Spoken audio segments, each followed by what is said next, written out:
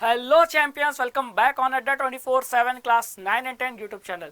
तो बच्चों, आज आपके सेशन में मैं लेकर आया हूं यशस्वी स्कॉलरशिप से जुड़ी क्लासेस का लेक्चर नंबर 3, है ना। अभी तक मैंने आपको 2 लेक्चर में एमसीक्यू बेस्ड क्वेश्चन की प्रैक्टिस कराई, क्योंकि आपके यशस्वी स्कॉलरशिप के एग्जाम में एमसीक्यू बेस्ड क्वेश्चन ही आने वाले, है ना। तो क्लास 9 के बच्चों के लिए क्लास 8 का जो सिलेबस है एनसीईआरटी का, वो आने वाला है। तो उसकी प्रैक्टिस मैंने आपको 2 लेक्चर में कराई और आज आपका तीसरा लेक्चर है ना। आई होप कि इस क्वेश्चन की प्रैक्टिस से आपको आइडिया मिलेगा कि कैसे क्वेश्चन पूछे जाएंगे और कौन कौन से इंपॉर्टेंट चैप्टर में टॉपिक्स हैं जहां से क्वेश्चन बन सकता है। तो चलिए बिना किसी देरी के हम इस क्लास को स्टार्ट करते हैं और प्रैक्टिस शुरू करते हैं। लेकिन उसके पहले आपके लिए एक मोटिवेशनल लाइन बहुत जरूरी है। अपने आप को मोटिवेट रखना अगर अच्छे से पढ़ना है। Don't limit your challenges. अगर कोई आपको चैलेंज देता है तो चैलेंज लेने से मत डरो, है ना। जबकि उस चैलेंज को एक्सेप्ट करो और अपने लिमिट को चैलेंज करो, अपना जो दायरा है उसको बढ़ाओ, है ना बच्चों। कभी भी डरना नहीं है, जो डरा वो मरा, है ना। जो डर गया सो मर गया, ये बात ध्यान रखनी है। तो हमेशा मोटिवेट होकर पढ़िए और यशस्वी स्कॉलरशिप आपको मिले, इसके लिए हम क्लासेस चला रहे हैं। तो आज आपका लेक्चर 3 साइंस का है, तो स्टार्ट करते हैं बच्चों। तो पहला क्वेश्चन आपके सामने आ चुका है। क्वेश्चन पढ़िए और ध्यान से आंसर दीजिए। Which of the following is not true for fertilizer. तो ये क्रॉप प्रोडक्शन एंड मैनेजमेंट, जो कि पहला चैप्टर है क्लास 8 साइंस का, उससे क्वेश्चन है। खेतों में हम फर्टिलाइजर और मैन्योर भी डालते हैं, तो फर्टिलाइजर से जुड़ी बातें कौन सी गलत है ये आपको बताना है। तो पहला लिखा है दे इंक्रीजेस द यील्ड। पहला तो करेक्ट है, ट्रू है। फर्टिलाइजर इसीलिए डालते हैं ना ताकि प्रोडक्शन यील्ड बढ़े। Next, there excessive use disturb the balance of nutrient in soil. अगर हम खेतों में, मिट्टी में, सॉइल में ज़्यादा फर्टिलाइजर डाल देंगे तो सॉइल का जो एसिडिटी है वो बढ़ जाता है, सॉइल का पीएच लेवल बिगड़ जाता है, सॉइल में न्यूट्रिएंट्स, है ना, डिस्टर्ब हो जाते हैं, बैलेंस उनका बिगड़ जाता है। तो ये भी बात ट्रू है ना बच्चों। फिर C, they are generally used in small quantity. और फोर्थ लिखा है दे आर इन्वायरमेंट फ्रेंडली। तो स्मॉल क्वांटिटी में यूज किया जाता है फर्टिलाइजर, ये तो ट्रू है। लेकिन दे आर इन्वायरमेंट फ्रेंडली ये ट्रू नहीं है, क्योंकि फर्टिलाइजर ऐड करने से वाटर पोल्यूशन होता है। कैसे सर?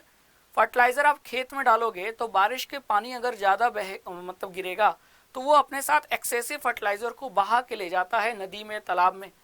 और फिर नदी और तालाब में जब फर्टिलाइजर मिल जाता है पानी में, तो उससे एल्गी का प्रोडक्शन बहुत ज़्यादा होता है। और एल्गी क्या करती है, तालाब के पानी का सारा ऑक्सीजन यूज़ कर लेती है। तो जब ऑक्सीजन नहीं रहेगा पानी में तो उस तालाब की मछलियाँ मरेंगी कि नहीं। तो ये प्रॉब्लम आता है। तो वाटर पोल्यूशन ये तो है। तो इसका मतलब कौन सी बात ट्रू नहीं है? डी। तो हमारा आंसर सही क्या है? डी है। क्लियर? आगे चले नेक्स्ट क्वेश्चन पे। चलिए, अगला क्वेश्चन आपके सामने आ चुका है, बताइए क्या होगा। Next question, question number 2। I hope कि अब आप इस क्वेश्चन का आंसर दे सकते हो। Given below are statements about the harmful effects of weed. Weed मतलब जो अनवांटेड प्लांट है, जो मेरे मेन प्लांट, मेन क्रॉप के अगल बगल जो बिना नीड वाले प्लांट हैं, ग्रो हो जाते हैं, उन्हीं को वीड कहते हैं। जैसे मैं फार्मर हूँ, मैं अपने खेत में क्रॉप उगाना चाहता हूँ, क्रॉप ग्रो करना चाहता हूँ, कौन सा? वीट का। अब मैंने वीट के सीड डाल दिए, वीट का प्लांट ग्रो कर रहा है, लेकिन उसके अगल बगल कुछ ऐसे प्लांट भी ग्रो कर रहे हैं जिसकी मुझे नीड नहीं है, तो मेरे लिए अनवांटेड हुआ ना। और ऐसे अनवांटेड प्लांट ही वीड कहे जाते हैं। तो उसके बारे में आपको करेक्ट कॉम्बिनेशन बताना है स्टेटमेंट्स का। तो पहले 1 बाय 1 स्टेटमेंट देख लेते हैं, फिर देखते हैं कौन उसमें से करेक्ट है। पहला, दे इंटरफियर। दे मतलब वीड्स, जो कि अनवांटेड प्लांट होते हैं, वो हार्वेस्टिंग में इंटरफियर करते हैं। हार्वेस्टिंग मतलब जब प्लांट मैच्योर हो जाता है तो उसे काटा जाता है, यही प्रोसेस हार्वेस्टिंग होता है।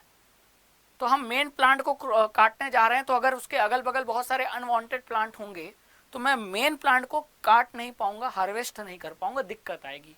तो मतलब वो इंटरफियर कर रहे हैं, ये करेक्ट है। Second, they help crop plants to grow healthily. गलत है ना। अनवांटेड जो वीड्स हैं वो मेन प्लांट को ग्रो करने में मदद थोड़ी करते हैं, वो तो उन्हें कमजोर बनाते हैं। तो ये तो ट्रू नहीं है ना। तो ये इनकरेक्ट है। आईसी मतलब incorrect. They compete with crop plants for water, nutrient, space and light. बिल्कुल सही। अगर आप सॉइल में मेन प्लांट के साथ अनवांटेड प्लांट यानी वीड्स भी ग्रो कर जाएंगे तो वो मिट्टी से मिनरल, वाटर और हवा से ऑक्सीजन लेने के लिए, स्पेस लेने के लिए, सबके लिए तो कंपटीशन करेंगे ना हमारे मेन प्लांट से। तो वही तो लिखा है, दे कम्पीट, ये भी ट्रू है, करेक्ट है। फिर दे अफेक्ट प्लांट ग्रोथ, हमारी मेन प्लांट की ग्रोथ को अफेक्ट कर सकते हैं वीड्स, बिल्कुल सही, करेक्ट है। तो इसमें से करेक्ट कॉम्बिनेशन स्टेटमेंट का क्या है, फर्स्ट, थर्ड और फोर्थ। फर्स्ट, थर्ड, फोर्थ कहाँ दिया है, ए में, तो हमारा option A is the right answer. Clear. चलिए आगे चलते हैं नेक्स्ट क्वेश्चन पे। बहुत बढ़िया क्वेश्चन है। आपको मैच द कॉलम करना है, एक तरफ साइंटिस्ट का नाम और दूसरी तरफ उन साइंटिस्ट ने जो डिस्कवरी की, इसे जंबल कर दिया गया, आपको सही मैच करना है। तो अगर मैं मैच करूं तो लुइस पैस्चर ने क्या किया था, पेनिसिलिन की खोज की थी कि एंथ्रेक्स के बैक्टीरिया की खोज की थी, फर्मेंटेशन की, स्मॉल पॉक्स की वैक्सीन की, टाइफाइड। तो लुइस पैस्चर को मैं फर्मेंटेशन से मैच करूंगा, फर्मेंटेशन प्रोसेस की खोज लुइस पैस्चर ने की थी। रॉबर्ट कोच, इन्होंने एंथ्रेक्स के बैक्टीरिया की खोज की थी, है ना। फिर एडवर्ड जेनर ने स्मॉल पॉक्स की वैक्सीन की खोज की थी। और अलेक्जेंडर फ्लेमिंग, इन्होंने पेनिसिलिन से, जो कि एंटीबायोटिक है, उसकी खोज की थी। तो हमारा आंसर आ गया, क्या है, ए का आपका 3 है, बी का 2 है, सी का 4th है और डी का 1st है। क्लियर। तो ये रहा आपका मैच द कॉलम। नेक्स्ट अगले क्वेश्चन पे चलते हैं। What is thermosetting plastic. देखो प्लास्टिक 2 टाइप के होते हैं बच्चों, तब तक आप आंसर देखिए, मेलेमाइन, पीवीसी, पॉलीथीन, नायलॉन। तो अगर मैं प्लास्टिक की बात करूं तो प्लास्टिक 2 टाइप के होते हैं, एक होते हैं थर्मोप्लास्टिक और एक होते हैं थर्मोसेटिंग प्लास्टिक।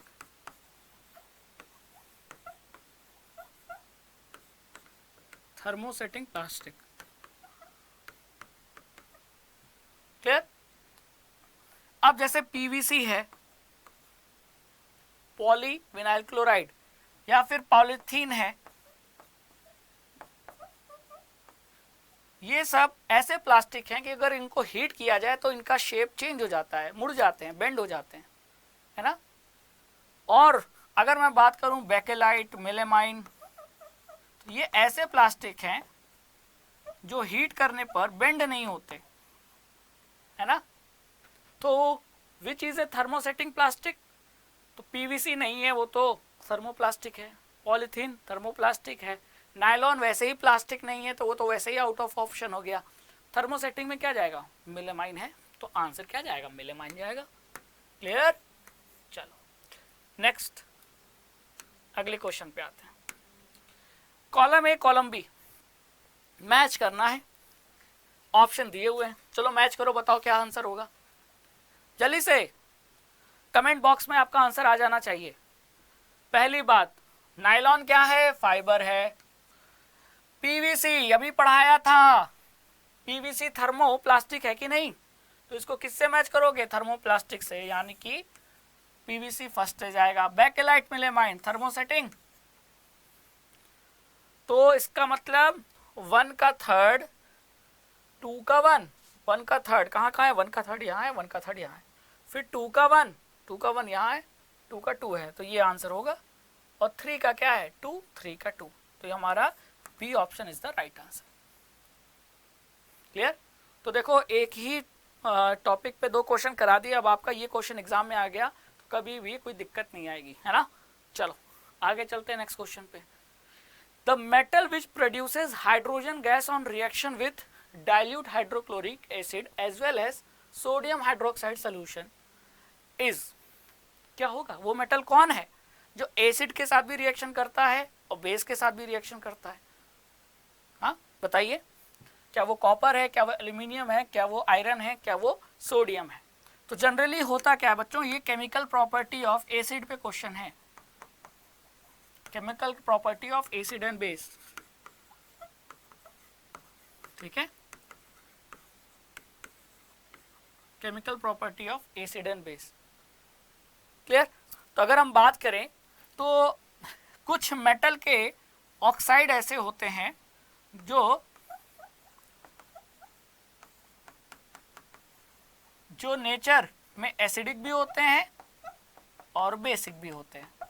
एसिड के साथ बेसिक जैसा व्यवहार करते हैं, नेचर दिखाते हैं, और बेस के साथ एसिड जैसा व्यवहार दिखाते हैं। सामने वाला अगर खराब है तो हम अच्छे बन जाएंगे, सामने वाला अच्छा है तो हम खराब बन जाएंगे, ऐसा केस। तो वो मेटल कौन सा है? वो है एल्यूमिनियम। तो एल्यूमिनियम के मेटल ऑक्साइड एसिड और बेस के साथ रिएक्शन कर सकते हैं, तो आंसर होगा एल्यूमिनियम। ध्यान रखना, बहुत इंपॉर्टेंट है, ठीक है। तो इसका आंसर होगा सी।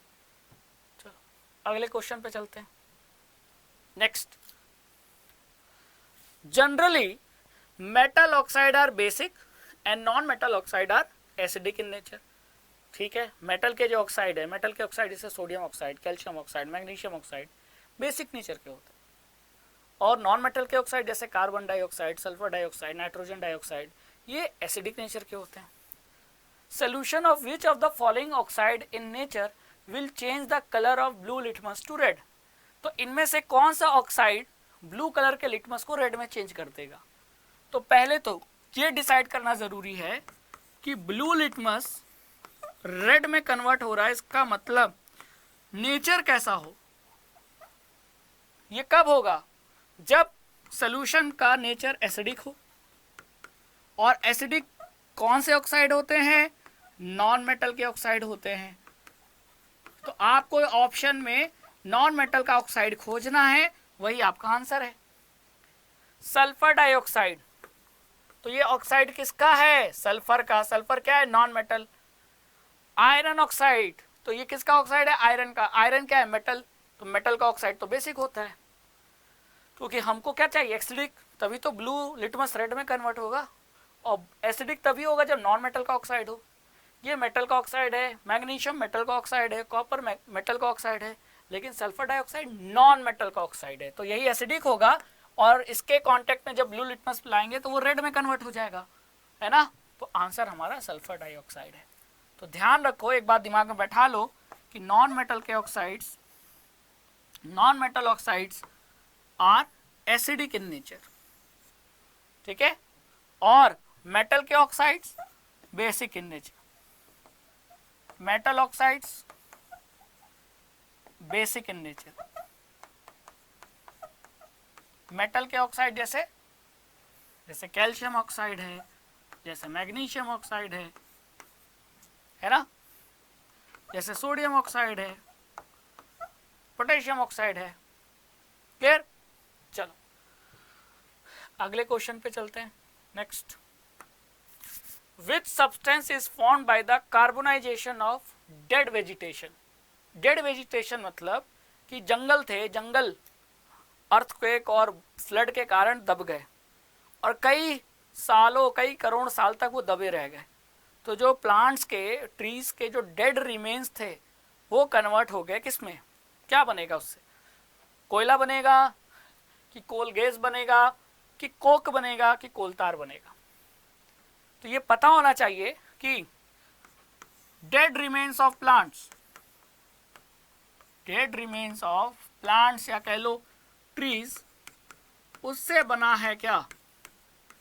कोयला, और डेड रिमेन्स ऑफ, या रिमेन्स मतलब फॉसिल्स, लिविंग ऑर्गेनिज्म, या लिविंग में खास तौर से कौन है? प्लांट्स नहीं है, एनिमल्स।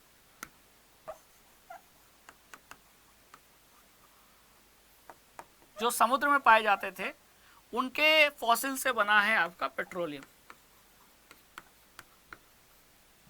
तो यहाँ वेजिटेशन मतलब प्लांट्स की बात हो रही है, तो प्लांट से कौन सा बना है? कोयला बना है, तो इसका आंसर क्या होगा? ए होगा, ठीक है, A. Next, the substance that does not burn with a flame is, ऐसा सब्सटेंस जो फ्लेम के साथ नहीं जलता है। जैसे आप घर में एलपीजी गैस है, खाना बनाते हैं हम लोग, तो जैसे ही ऑन करते हैं एलपीजी सिलेंडर का जो चूल्हे में जो नॉब ऑन करते हैं, तो फ्लेम निकलती है नीले रंग की, और उस फ्लेम के ऊपर हम अपना बर्तन रख देते हैं। तो एलपीजी से फ्लेम निकल रहा है। कपूर जलाया आपने पूजा करने के लिए, आरती करने के लिए जब हम कपूर जलाते हैं तो देखो कपूर जलते समय उससे फ्लेम निकल रही होती है। ड्राई गैस उससे भी फ्लेम निकलती है, लेकिन चारकोल जो है उससे फ्लेम नहीं निकलती। हीट निकलती है, लाइट निकलती है, लेकिन फ्लेम नहीं निकलती। तो हमारा इस क्वेश्चन का आंसर क्या होगा? चारकोल होगा। ठीक है, क्योंकि चारकोल का जो कैलोरीफिक वैल्यू है वो कम है, इसीलिए वो फ्लेम प्रोड्यूस नहीं कर रहा। ठीक है, next, the calorific value of a fuel is expressed in a unit called. Calorific value का मतलब है कि अगर हमने किसी फ्यूल का कितना मास लिया, 1 किलोग्राम, और फिर उसको जब जलाया तो उससे कितने किलो जूल हीट पैदा हुई, यही उस 1 किलो सब्सटेंस की कैलोरीफिक वैल्यू होती है। यानी हीट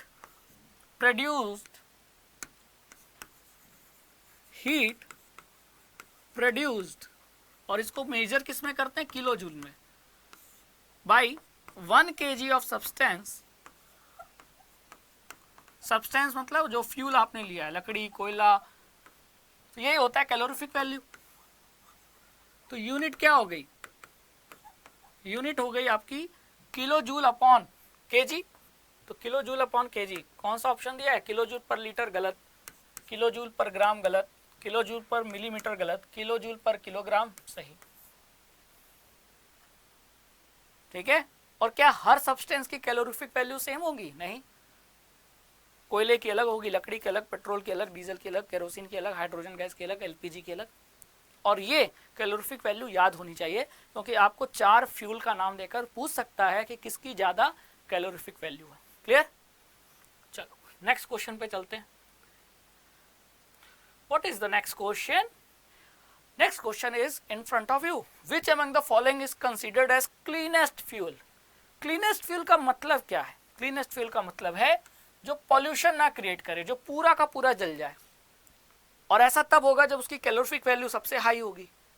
तो अब आपको इसमें से बताना है कि कौन है फ्यूल जिसकी कैलोरीफिक वैल्यू इतनी हाई है कि वो जब जलता है तो कुछ काला धुआं, कोई पोल्यूशन नहीं होता, क्योंकि वो पूरा का पूरा जल जाता है। पेट्रोल, केरोसिन, काउडंग केक कि हाइड्रोजन गैस? अब जरा सोचिए, पेट्रोल हमारी गाड़ियों में रहता है, चलती है हमारी गाड़ियाँ पेट्रोल से, तो क्या धुआं निकलता है, उससे पोल्यूशन नहीं होता? होता है। तो क्लीनर कैसे हुआ? केरोसिन, धुआं होता है।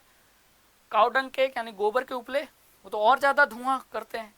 तो क्लीन फ्यूल क्या है? क्लीन फ्यूल आपका हाइड्रोजन गैस है, पूरा का पूरा जल जाएगा, कोई पोल्यूशन नहीं होगा, कोई काला धुआं नहीं प्रोड्यूस होगा, क्योंकि इसका कैलोरीफिक वैल्यू सबसे ज़्यादा है। तो इस क्वेश्चन का आंसर क्या हुआ? Hydrogen gas.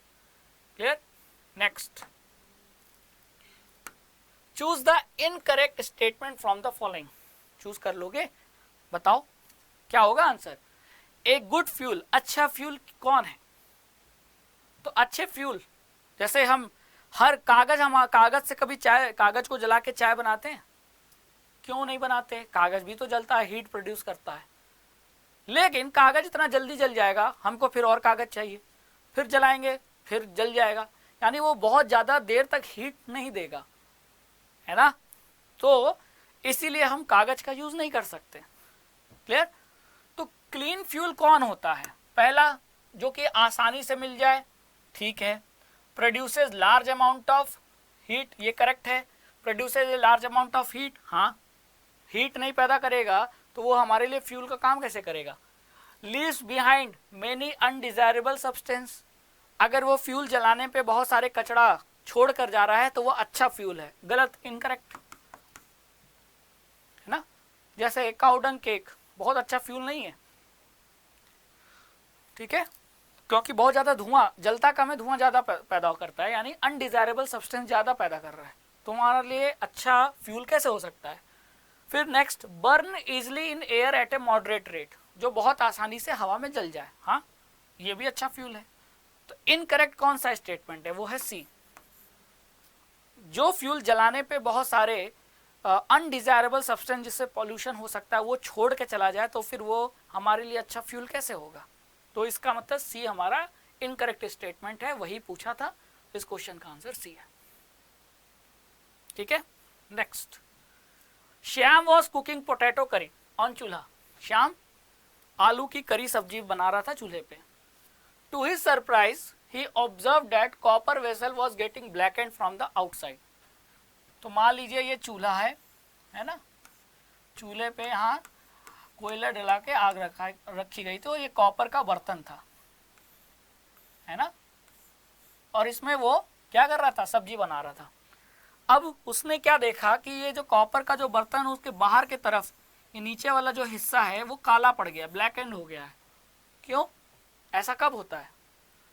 ऐसा तब होगा जब काला धुआं पैदा होगा, और काला धुआं फ्यूल को जलाने पर काला धुआं कब पैदा होता है?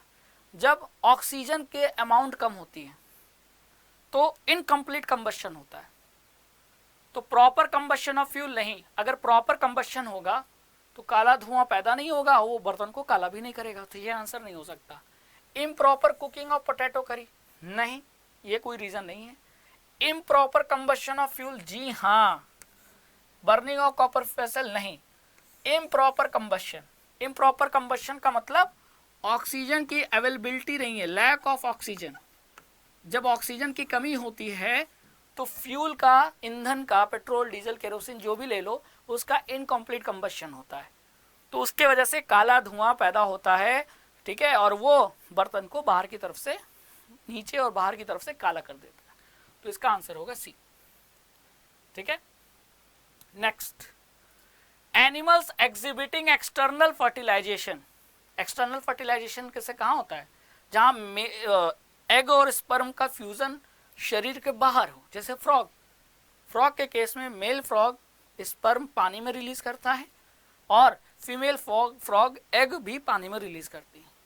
अब उनको पता है कि बॉडी के बाहर फर्टिलाइजेशन हो रहा है, तो फर्टिलाइजेशन का चांस बहुत कम है।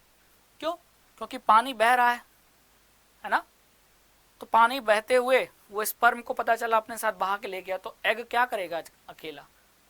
तो इसीलिए जब भी आउटसाइड फर्टिलाइजेशन होता है तो जो गैमीट्स है वो बहुत ज़्यादा प्रोड्यूस होते हैं, स्पर्म और एग बहुत ज़्यादा प्रोड्यूस होते हैं, ताकि chance of fertilisation, probability of fertilisation बढ़ जाए। तो animals are small in size and want to produce more offspring, इसलिए एक्सटर्नल होता है फर्टिलाइजेशन, नहीं। Food is available in plenty in water, नहीं। To ensure better chance of fertilisation, इसीलिए क्या large number of gametes produce होते हैं, क्या? जी हाँ। Water promotes production of large number of gametes, ना। लार्ज नंबर ऑफ गैमीट्स इसलिए प्रोड्यूस होते हैं ताकि स्पर्म और एग यानी दोनों गैमीट्स के फ्यूजन का जो प्रोबेबिलिटी है, चांस है, वो बढ़ जाए।